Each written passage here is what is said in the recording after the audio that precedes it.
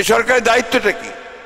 এই সরকারের দায়িত্ব হচ্ছে খুব দ্রুত এই অবস্থাগুলোকে, এই জঞ্জালগুলোকে সাফ করে দিয়ে যত দ্রুত সম্ভব একটা নির্বাচন, সকলের কাছে গ্রহণযোগ্য একটা নির্বাচন দেওয়া।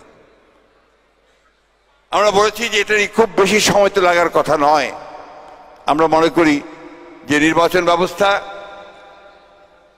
প্রশাসন, বিচার ব্যবস্থা এবং অর্থনীতির ন্যূনতম যে সংস্কারগুলো, সেই সংস্কারগুলো করে আমাদের নির্বাচনের দিকে দ্রুত যাওয়া উচিত।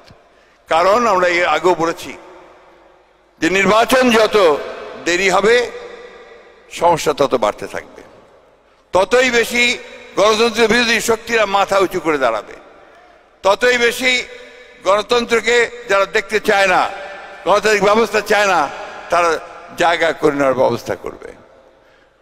আমরা সেই জন্যই বারবার করে তাদের বলেছি যে আসুন আমরা যত কম সময়ের মধ্যে পারি আমরা নির্বাচনের ব্যবস্থা করতে পারি। বন্ধুগণ, আমি বক্তব্য দীর্ঘ করব না।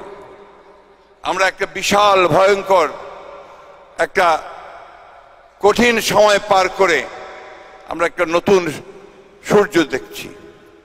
আমরা একটা সামনের দিকে একটা নতুন সম্ভাবনার দ্বার দেখতে পাচ্ছি। আমরা গণতন্ত্রকে প্রতিষ্ঠিত করবার একটা সুযোগ পেয়েছি। আমরা সেই সুযোগ নষ্ট করতে চাই না। আমাদের নেতা জনাব তারেক রহমান সাহেব বারবার করে সেই কথাই বলেছেন যে আমরা এমন কিছু করব না যার মধ্য দিয়ে আমরা নিজেদের ক্ষতি করি বা এই সুযোগ আমাদের হাতছাড়া হয়ে যায়।